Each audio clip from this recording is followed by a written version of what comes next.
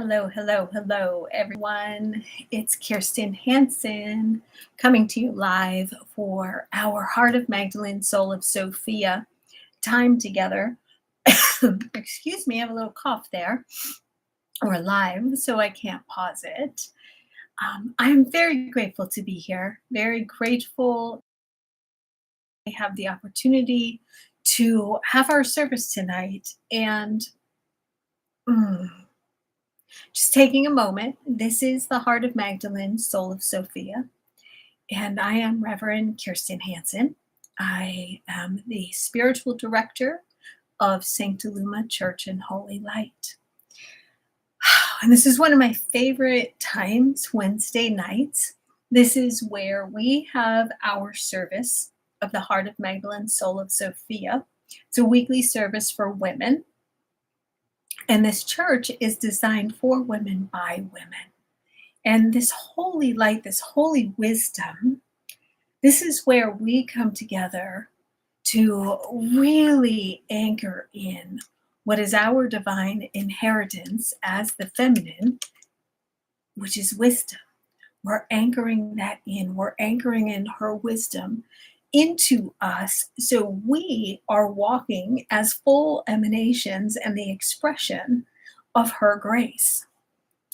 So this is not just a gathering for me. This is about a spiritual reclamation, and it's about a reparation.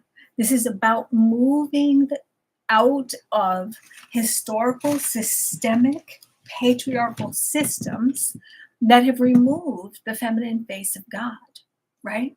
And moving it past even just some abstract symbol or some story or archetype that we talk about from the past. This is about when we move forward, the erasure, and create a reparation of our voices, our women, our wisdom, our theology, our wealth, our seat at the table.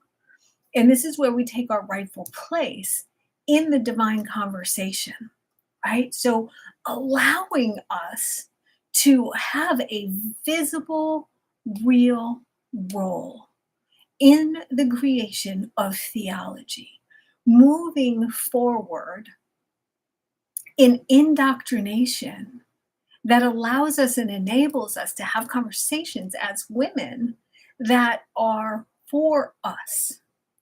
Now, right now, what is so beautiful, we're watching this incredible rise of Mary Magdalene, this incredible rise of Mary Magdalene and the feminine voice and women globally finding ways to bring that into them, to bring the understanding of who Mary Magdalene was, what her teachings were, and how to become to embody that so they too can be a representation and emanation of the Most High as a reflection of the feminine voice that is not silenced.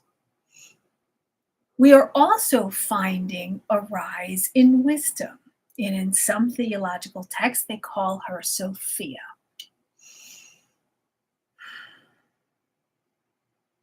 Now, Sophia for me is very dear.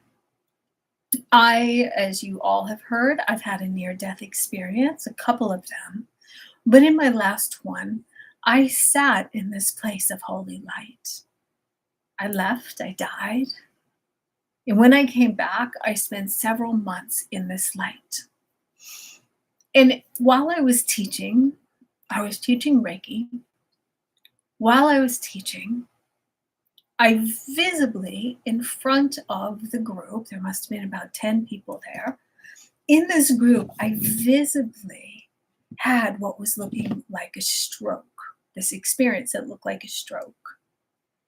And this presence came over me, and I asked one of my friends, who's also a psychic and a medical intuitive, to take a look at me and see what was happening. And I asked, am I having a stroke? And she said, I don't know. We didn't know what was happening. And then I heard, I am Sophia. Now, this was well over 3 years ago at this point, and I didn't understand what was happening. Now, mind you, I have always been in love with women. I think women are exceptional. We are exceptional. But this embodiment, this movement of moving me into the feminine face of God and my spirituality, and really beginning to understand what does it mean to embrace this feminine face of God, this divine mother. Now, in the stories of Mary Magdalene, they talk about at the end of Jesus's execution, there were three women who were present, and there were three women who escaped and went to the caves in France. Mother Mary, his mother, Jesus's mother, Mary Magdalene, and another Mary who was present as well. So three Marys. There were three Marys that left and went to the caves and kept the ministries going in Sub Rosa, in underneath, which these stories are becoming really well told and really well known. What I'm going to use the next few minutes with you is to take a journey within your own heart to anchor in the story of feminine wisdom and the feminine face of God into you. See, as we start to move in to the new way of spirituality and even the new wave of ministry, it's more important to, one, understand the truth of historical texts, which means you actually have to study. You actually have to study, right? Instagram is not enough. It's a start. It's a great point. But there are a lot of details. You have to study and get the facts. And once you get that, start creating a devoted practice that enables you to find a divine connection, that intimacy in that practice. See, that is one of the things that Mary Magdalene was great at. She had intimacy. Sophia was present at all of creation with God. She had intimacy. To have that, and this is in essence, right? So in all of my teachings, what I have seen, what I've experienced, what I've witnessed, what I know is that we live in a non-dual state of reality. So God actually doesn't have a face. What we are, though, is humans, and we need a representation that doesn't erase us. So when you're going into this practice, this devotion, it's important that you begin to discover the qualities that you wish to embody, that this presence brings forward for you. See, Sophia, for me, is so tender and so powerful, all in the same breath, right? There's like this sweetness and this suppleness and this opulence and this light and this breath and this width. And then at the same time, she is a force of nature that will just wipe you out, right? Because she's creation. Creation births and deaths. Creation creates and erases, right? So imagine the power that comes with that. And we as women must learn to dance in the nuances and the prism of who we are, right? Sophia, Mary Magdalene, Mary, they each have their own resonance. They each have their own, when you start embodying them and trying them on, they each have their way of being. That when we're allowing ourselves to have that feeling tone, that expression, that place, that divine quality, the non-dual state of reality has divine qualities. It's not a thing or an it. It's a feeling tone. It's a resonance. It's a vibration. It's an expression through us, right? Like expression means a communication, a form of communication. And there's many forms of communication. And oftentimes when we're having this interconnectedness of oneness with these feeling tones and these qualities, these divine qualities, of these aspects of God, of the Most High, of the creative intelligence, we tend to take on these aspects and become them. We become the living emanation. We are the living embodiment of God. We are the living embodiment of the Most High, of the divine. And we think of all of these qualities. I'm closing my eyes because I'm feeling it as I'm talking. I'm feeling Mary Magdalene. I'm feeling Sophia. Actually, I'm really feeling Mother Mary today. So my tender heart must need that deep, profound love. But when we start feeling this, the ineffable, it's unexplainable. There's truly no words for it.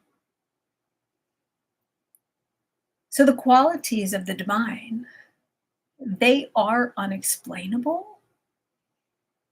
And there's really no words for it, but boy, can you feel it when you let it in. So let's take a moment. Let's take a moment. And we're going to take a breath. We're going to take a breath. A sacred pause. I've been calling this P&P, prayer and pause, P&P, the sacred P&P. Take a breath, take a pause, take a beat.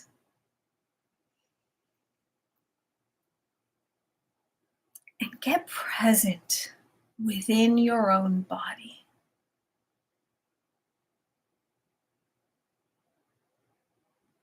And I'm going to allow this exercise to remain nameless. But we are going to form a gender around it, which again, in non-duality, it is genderless, but we are humans. So we need representation for us, which helps us define our prism, our prismatic representation, our aspects of us that we are going to put out into the world, these divine qualities of us that we are going to put out into the world. Now, we're going to call it the feminine face of God. Now, there is no one size fits all for women. And I really want to be clear with that. We can take Mary Magdalene as a representation of this. She was the only female apostle. She wasn't allowed to study. She wasn't allowed to do religion. She was really actually required to serve.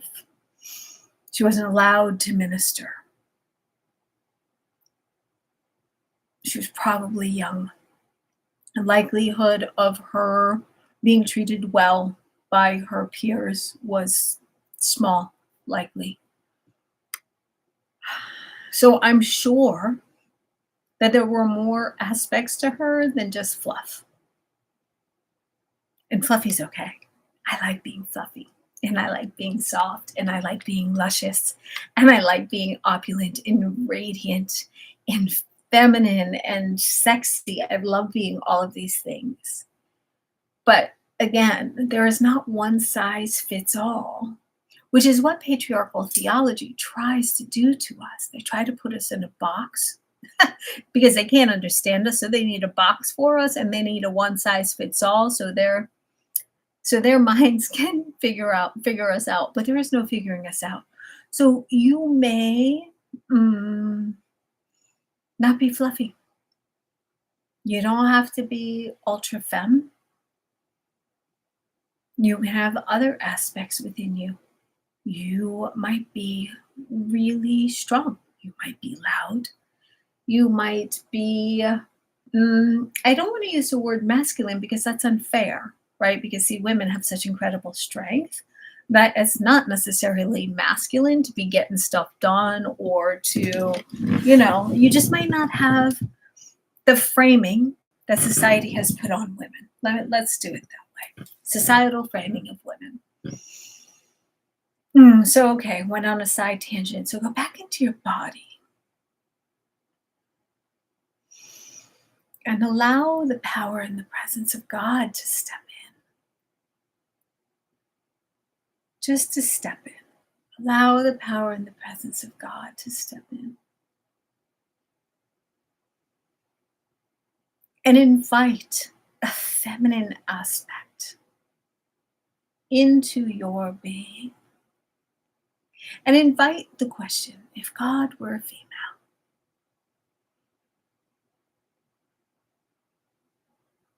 you have an all-female church. God were a female. What qualities would be present for you?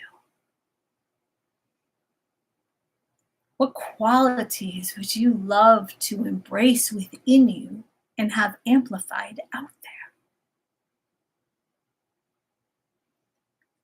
What qualities feel good and exciting within your body?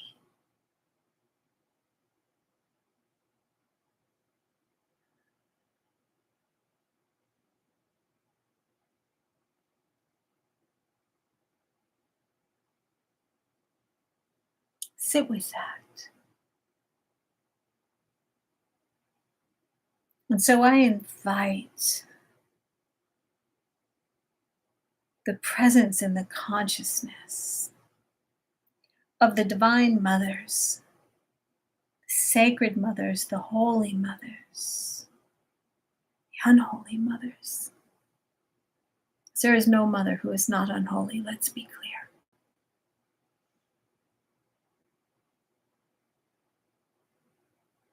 I invite the women that have walked before us, that are walking with us, and that will walk after us into our beautiful temple of roses, the divine expression of all women.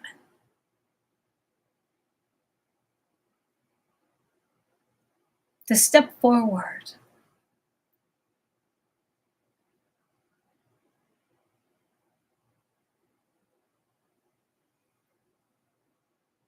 and surround you and shower you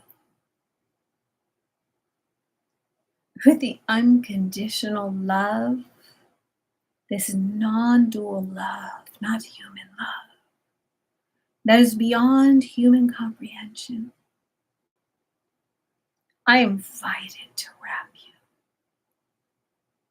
to love you, to hold you, as you begin to try on various perspectives and feeling tones and experiences of the divine feminine, the feminine face of God. What does she look like to you? What does she feel like to you, that divine, that feminine aspect? Is she wild and passionate? Does she have a rage in her that is a sacred rage that screams? Is she kind and loving and tender? Is she sexy and alluring? Who is she? Is she none of the above? Is it just undescribable and it just feels? It just is. What does it mean for you?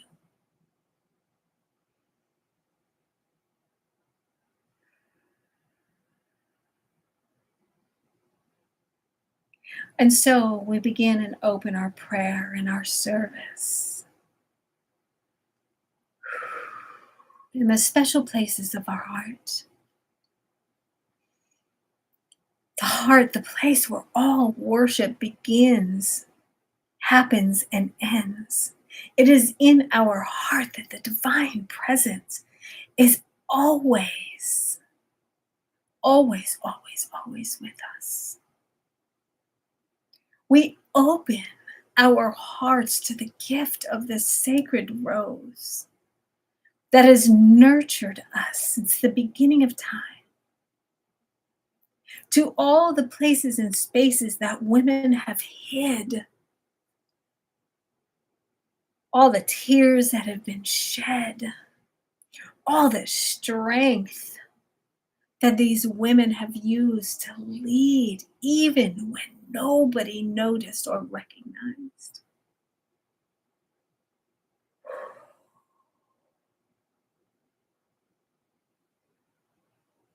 And we give thanks for knowing that every one of these qualities, it is divine. It is sacred. It is holy. We give thanks to know that they wrote their scriptures down in the ethereal place of heavens. And it can never be erased. For wisdom provides us access at any given moment. We simply must ask. Wisdom never denies, never withholds, for she is the milk, Hathor, the milk of all of the children.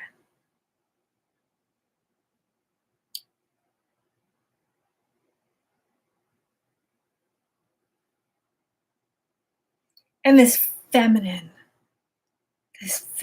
face of God,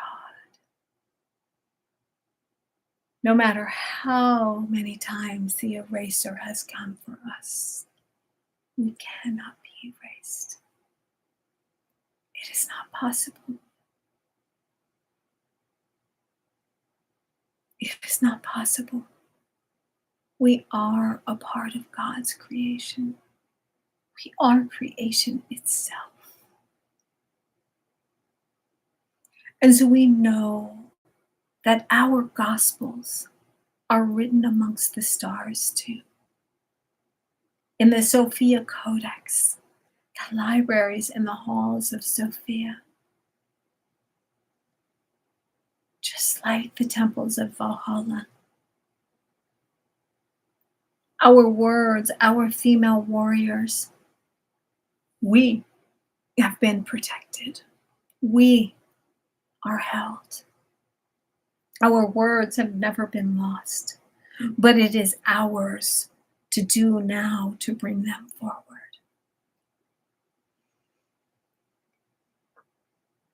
What I believe to be true in my heart of hearts, that had theology had a woman's name on it, all of our stories would have been told. There would not have been one gospel or two gospels. Every one of us would have held our own keys to the gospels. For our words, they are creation itself. Our words create worlds.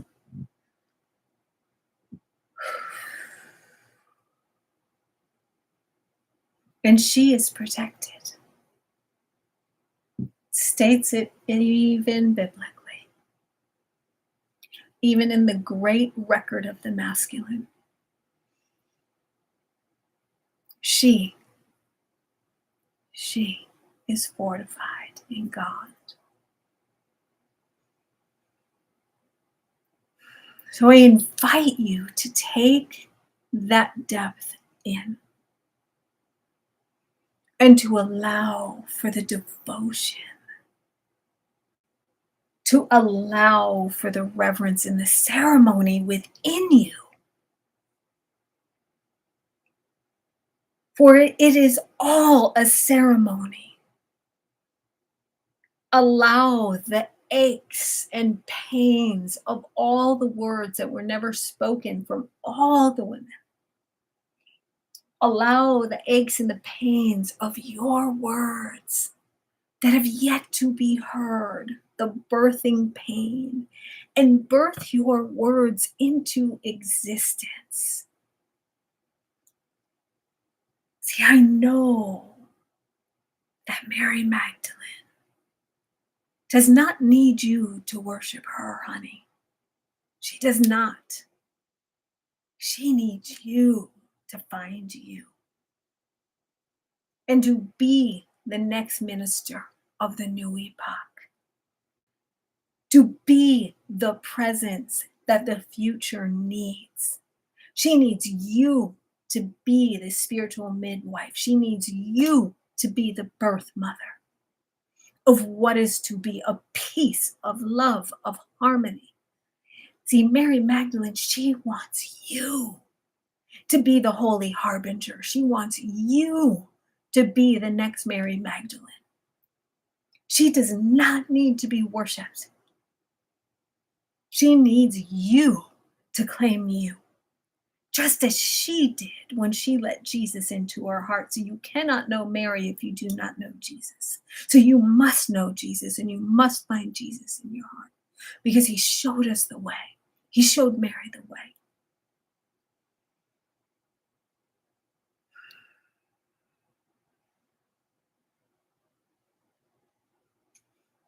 Do not put Mary on an altar. Acknowledge the humanity she had to walk through and the devotion she must have had to get through the plights of her spiritual belief in Jesus and God. Think of that. And that's what she wants of you. She does not need to be worshipped. Take her off your altar. Truly, take her off your altar. No more gurus.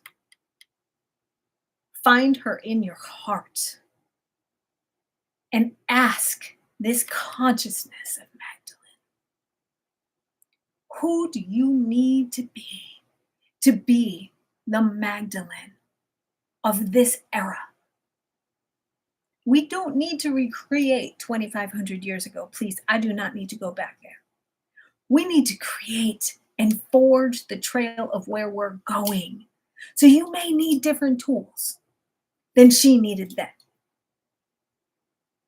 I'm not going to wear some garb around my head and walk around like I'm 2,500 years old. I'm not. I'm a little too freaking bougie for that. But I am going to emanate what I get in my divine connection, in my soul connection, in my alignment with God. I am going to emanate who and what is being revealed through me. And the Magdalene that wants to reveal through me will look exactly like today. This real world, real time, right here, right now. I don't need to revert back. I need to be me right here, right now. Just as Mary Magdalene was back then. That is the teaching. That is the teaching. Who are you? Come home to God so you can have that holy union. The beloved companion talks about the holy union. It is about coming into union with yourself and with God. And in that, you will know the truth of who you are. So rise into that. And it's instant. You don't need to wait and take the long road, okay? The old teaching is that it's painful to be spiritual. It's not. And it doesn't have to take long. That's the great myth.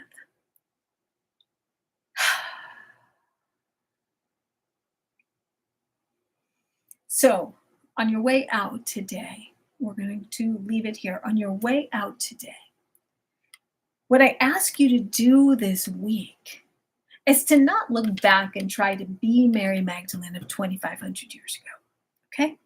Or however, 2,000 years ago. Be who you are and represent Magdalene through you in today's world. Because that is the flame of the Christic consciousness that will move forward and create the new world for us. So your job this week, beloved, is to be the best version of yourself. And that is honoring the legacy of Mary Magdalene. The second challenge that I have for you is to create your devotion every day. And the devotion is not to Mary Magdalene. It is to have a divine revelation that gives you access to knowing what is the next step in your own spiritual journey that will evolve you. Maybe it's practicing something she might have done or she might have said, but what is your next action that evolves you on your life's path as the light of Magdalene today?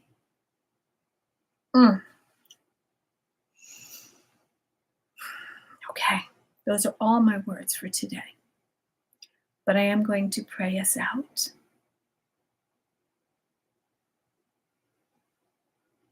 And so I pray that the doves that fly with us and guide us through the light and move us through the teachings of holy wisdom are with us throughout the week, carrying us, holding us, loving us, nurturing us.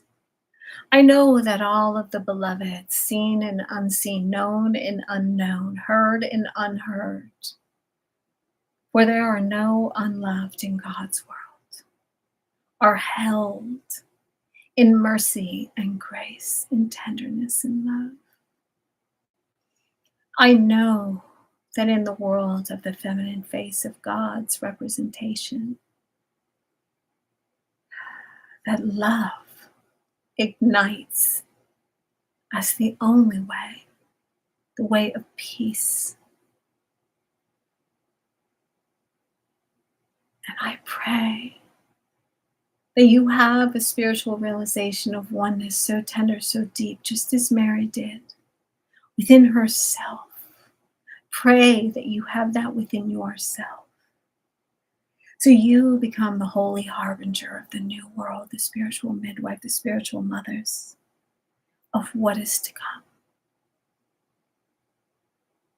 And I know that on this beautiful earth plane, you are the peace we have been waiting for. You are the Magdalene resurrected. You bring the word of Christ forward in all that you do.